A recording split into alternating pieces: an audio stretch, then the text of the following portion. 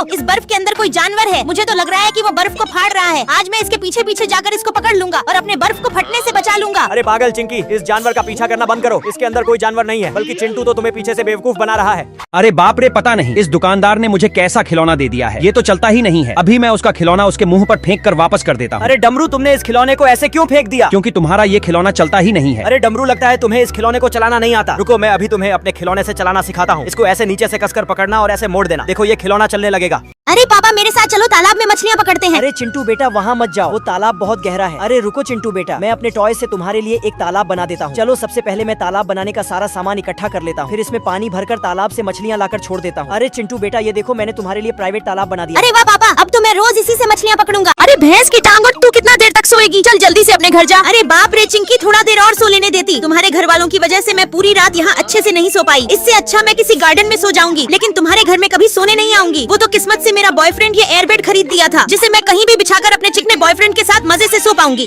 चोर इसी रास्ते से भाग कर गया है। मुझे उसके पैरों का निशान मिलता जा रहा है। जरूर तुमने ही मेरा सारा सोना चुराया है। तुम्हें तो मैं मार मार कर जेल में बंद करवा दूंगी। अरे पागल, तुम इस बेचारे को क्यों पीट रही हो? ये तो यहाँ पास जलेबी खाने आया था। फिर मेरा सोना किसने चुराया है? देखो मैंने सोना चुराते हुए उनका फोटो खींच लिया है। वह सोना चुराकर इसी मेले में छुप गए हैं। क्या इन तीनों ने मेरा सोना चुराया है? अभी बताती हूँ। सबसे पहले इस लंबू जिराफ को पकड़ूंगी। इसने मेरा सबसे महंगा हार चुरा लिया है। ये जरूर इसी पूल में मजे कर रहा होगा। वाह देखो, मैंने पहले चोर को पकड़ लिया। अब इस डायनासोर ने मेरा नेकलेस चुराया है। दोस्तों आपको क्या लगता है, मैं इन तीनों चोर को पकड़ पाऊंगी? कमेंट करके बताओ। अरे बाप रे, इतनी ठंड जगह पर ये मूर्ति बनकर कौन खड़ा है? बेचारे का तो सारा खाना भी ठंड की वजह से जम गया है। ये लो बेटा, गर्मा गर्म नूडल्स खा लो। अरे ये तो हिल भी नहीं पा रहा है। रुको रुको, इसके हाथ से ये जमा हुआ खाना हटाकर नूडल्स रख देती हूँ। हाँ बेटा, अब इसको खा लेना, नहीं तो ये भी ठंड से जम जाएगा।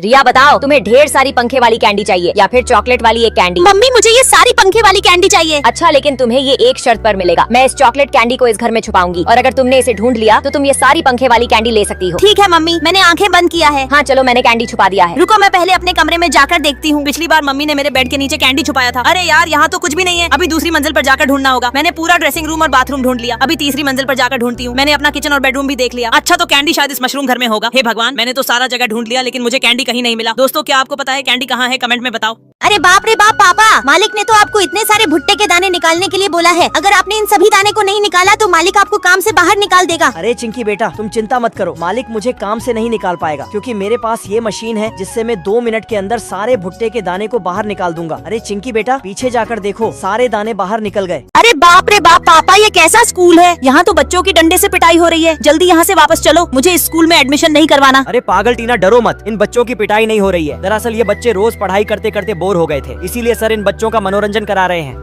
मम्मी थोड़ा तेज भागो, पट्टियाँ नीचे गिरते जा रही हैं। हाँ बेटा, तेज तो भाग रही हूँ, लेकिन तुम्हारी आंटी तो गेम से बाहर हो चुकी है। मम्मी आप थोड़ा और तेज से भागो ना, क्योंकि पूरे 50 लाख रुपए का सवाल है। हाँ बेटा, जा ही तो रही हूँ, पर होने को कौन रोक सकता है। कंग्रेचुलेशंस मम्मी, आप जीत गई पूरे 50 लाख रुपए। अरे दीदी पीछे से हटो, मैं तुम्हें अपना जादू दिखाती हूँ। मैं 2 मिनट में ही सारे कूड़े कचरे को साफ कर दूंगी। अरे बाप रे चिंकी, तुम पागल हो गई हो क्या? इस घास को क्यों उड़ा रही हो? ये तो मैंने पॉटी करने के लिए बिछाई थी। अब मुझे नई घास ला कर दो, नहीं तो मैं तुम्हें छोड़ूंगी नहीं। मैं नहीं देने वाली, जाओ टॉयलेट में जाकर हगो।